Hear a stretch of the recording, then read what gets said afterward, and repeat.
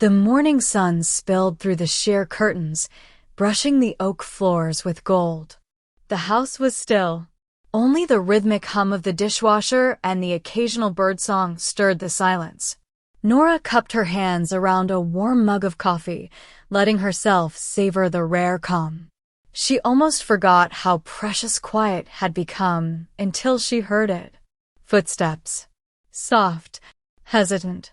Julian stood in the doorway, hands buried in the pockets of his gray hoodie, his dark curls tousled like he hadn't slept. At 19, he was usually full of sharp humor and offhand sarcasm. But today, something in his stillness caught her attention. "Hey," he murmured, sliding into a chair at the kitchen table. Nora set down her mug. A mother's instinct sharpened. "Hey, sweetheart," she said gently. "Everything okay?" He hesitated, eyes fixed on the grain of the table. "Can we talk?" For simple words, but they landed like a stone in her chest. A dozen possibilities rushed through her mind. Trouble at college? A mistake? Heartbreak? "Of course," she said, sitting across from him. He exhaled slowly, still not meeting her eyes. "I've been thinking about something, and I didn't know who else to talk to." Then he looked up, and in his face was something she hadn't seen in a long time, vulnerability, raw and open. "You've always been the one person I could count on." Nora's heart softened. "You still can." "There's this girl," he said, a blush coloring his cheeks. "She's amazing. Funny. Smart. I really like her. But I've never done anything like real before. Not serious. I'm scared I'll mess it up." Relief bloomed in her chest, love, not loss, but his expression made her lean in. "I want to do it right," Julian continued. "But I feel like everyone else already knows what they're doing and I don't."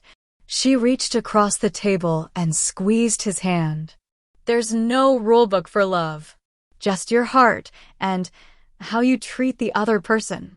He glanced at her, uncertain. "But what if I'm not ready? Or worse, what if I think I am and screw it all up?" "Then you learn," she said softly. "You grow. No one gets it perfect the first time." There was a long pause before he spoke again, quieter this time. "Can I ask you something personal? You don't have to answer if it's weird." She tilted her head, curious. "Go ahead." His voice trembled. "How did you know when it was right to be intimate?" Nora blinked. She hadn't expected that. But the question didn't come from awkwardness or rebellion. It came from trust. "It was when I felt safe," she said after a moment. "When there was no pressure. When it was mutual. And I knew I could say no at any moment and still be loved." Julian swallowed hard, nodding. "I want to wait," he said finally. "But I also don't want to be clueless. I just want to be ready when the moment comes." Her throat tightened. "That's not weakness, Jules. That's wisdom." And for the first time in a long while, her son's shoulders relaxed. The distance between them, time, age, experience, suddenly felt like nothing at all. In the days that followed, something shifted. Julian came home from college more often. He lingered after dinner, asked about her day, helped carry groceries without being asked. It wasn't dramatic. It was real. They spoke more now about things that mattered. His dreams, his doubts, his classes, and the girl, Lena. Her laugh, her stubbornness, the way she noticed things others didn't. One evening, as the sky melted into lavender dusk, Nora was lighting a candle on the counter when Julian leaned against the doorway. "Got a minute?" he asked. "Always," she replied. She said yes, he said, eyes gleaming. "We're going out Friday." Nora felt her heart bloom. "That's wonderful. You nervous?" He nodded, terrified, but kind of ready. She stepped forward and cupped his cheek like she had when he was little. "You've grown so much, Julian. You're not the same boy who left for school. You're becoming someone strong and thoughtful. She's lucky. He gave her a lopsided grin. I get that from you, you know. Later, as she washed the dishes, Nora thought about the unexpected grace of this new chapter. They weren't just mother and son anymore. They were two people navigating love, trust, and vulnerability on different shores, reaching across the tide. The evening of his date, Julian paced the living room in a navy button-down. His hair was neatly styled. His sneakers looked too clean. Nora watched from the hallway, amused and proud. You look great, she said. He turned to her. You think she'll like it? I think she already likes you. Just be yourself. He stepped closer, sudden emotion in his eyes. Mom, thanks. For everything. I didn't think I could have these talks with you. But now, I don't know what I'd do without them. Nora pulled him into a hug, her heart aching in the best way. Go make a memory. Be kind to her and to yourself. She watched from the window as his car disappeared down the street. The house felt too quiet, not because of the silence, but because something had changed.